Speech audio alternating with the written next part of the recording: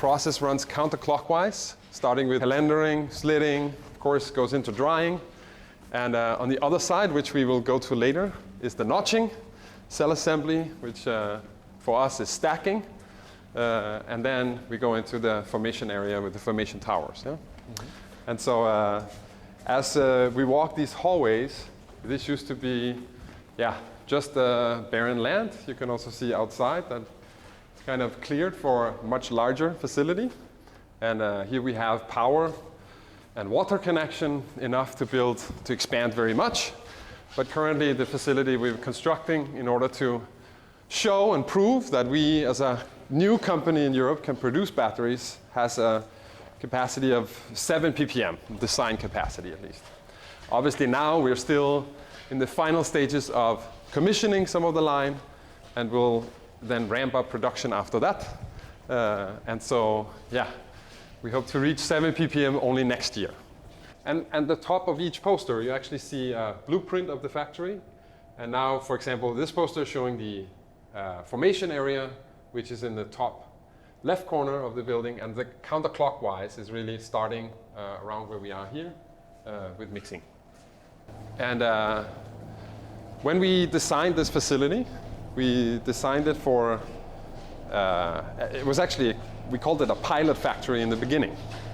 And the reason why we decided to call it that is because the line itself with the 7 ppm capacity is roughly the size of a line in a gigascale factory. So if you have like a, let's say 10, 20 gigawatt hour capacity cell factory, then the lines would typically be the size, each line would be the size of this one, roughly. So we wanted to show with this line that we could produce what in the industry is called C samples, which means that we basically produce them on a serial line. So this is then the, on the other side of that wall, we have the formation area. Mm-hmm. And as you see, the ceiling height is higher here than it was in the other building. You can also see that from the outside. Yeah, for the racks, right? Exactly. So the formation towers have that height. And we decided to actually have an area, which is this room now, the equal size, in the beginning, because we wanted the opportunity to expand upstream into materials production. So we actually call this our active material pilot, AMP. This is the AMP area. And as you see, there's no current plans of making active materials. It's basically used as storage. Yeah. But we have that capability in the future. We've later on decided, okay, it's too early for us to go upstream. What about downstream? And then we considered actually building a small module factory here. But that we've also not moved on. We want to focus just on the cell for now. For downstream, I mean, you have Nordic Batteries. That is a collaboration that you have built. I mean, I visited them 2 days ago. Right. And I saw your battery cells and their modules actually. Yeah, cool. So fully built European battery module. Yes. Very impressive.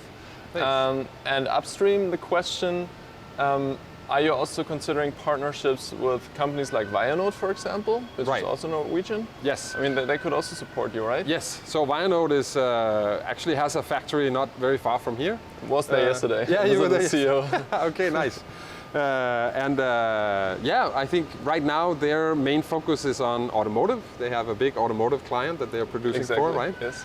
And the grade of graphite that they make now, synthetic graphite, is specifically for that industry, and has a price tag that goes with that, right? So for us, it's not really a match now, but no doubt later on, they have plans to expand, we have plans to expand, so we will cross paths at some point. Perfect, sounds good. So so there's a strong synergy here. We call it the battery coast. You maybe heard that term before. Mm-hmm. And there are many companies that work along the battery value chain, and eventually we will try to support each other. But right now, everyone is learning how to walk. So having 2 strong partnerships, then you may fall together, right? So I think it's a good strategy to do it this way. Yeah, to stabilize and then to join forces. Yeah. Mm-hmm. And I mean, Vianode is a spin-off from Elchem, so they also have a lot of process knowledge within specifically how to handle materials on the anode side, I would say, whereas if we go to oxides, maybe that would be a bit newer for them, so on the cathode side. Yes. And our active material pilot was meant to be cathode destined. So for the LMNO or? Initially it was for LNMO, yes. And obviously we would need that chemistry to work before building a huge pilot and so on. But then later on, we spoke a bit about could we do European LFP here. There are companies in Europe that have developed a process, and maybe they would install that process here, so we had it right next door. The material flow would basically go right through the wall into mixing then, right? And that's kind of one of the proof points that we wanted to integrate materials production, or at least part of it, cathode, with the actual cell assembly, and showcase that in one building, because then you could maybe copy that in larger scale. Okay. So, but right now, capital constraints, the laser focus we have on cell assembly and so on, those plans are on hold. Gotcha. Good, but I mean, the infrastructure is there. The infrastructure is there, yeah, and now it actually turns out to be a very welcome space for warehousing, right? Which would otherwise, we've had tents and different other solutions. Yeah. We even have a tent in here, as you see. Small safari tent, but it's really nice to be able to what is coming in here? So the material, I see. Yeah, we have an actual storage, a warehouse, which is automated.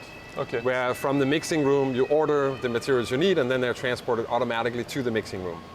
That storage room has a capacity of roughly 2 weeks. What you see here is material storage for 2 months. So we just use that because as we were ramping up, of course we're delayed, and our ramp-up plans are going slower than expected. And so in that sense, we are keeping the material here for when we really are ready to go. We've taken a very different approach to the ramp-up and to the commissioning than many other companies. Okay. So if you, I think consider bigger factories, normally when they commission and ramp up, they start in 3 shifts basically. They really start full on. And I think they can to some extent do that if they have the knowledge and the background already. So if it's their 3rd or 5th or 10th plant they're building. For us, this is the first plant we're building, and we know we have a lot to learn. So we're actually doing it only with 1 shift. That's not entirely true because, of course, formation is running 24/7.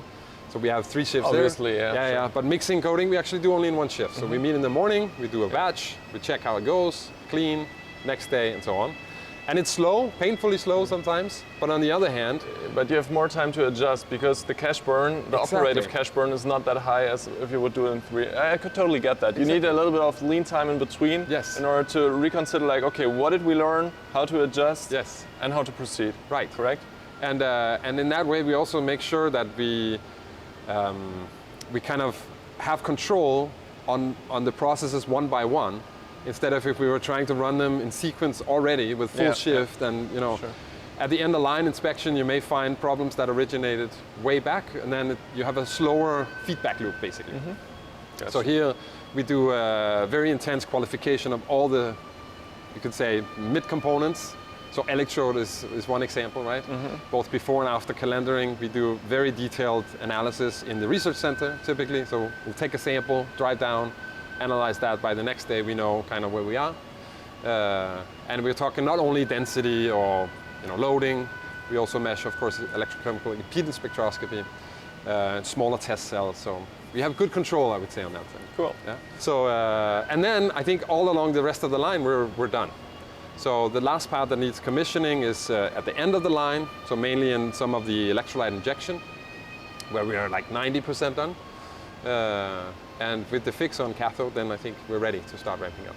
Okay. So we have ramping up, you mean to 1 gigawatt-hour, right? Per year? And it's slow. I mean, right now, the first thing we would do after then doing it sequentially is we would try to run actually in series, right? And then we probably will discover some other problems. We have a highly automated factory. So we have robots carrying components like electrode reels from one side to another into the dry and so on. We'll definitely, as we haven't used that very heavily in this phase, we'll definitely encounter some problems there. And then our plan is to fix those and then slowly ramp up towards the 1 gigawatt.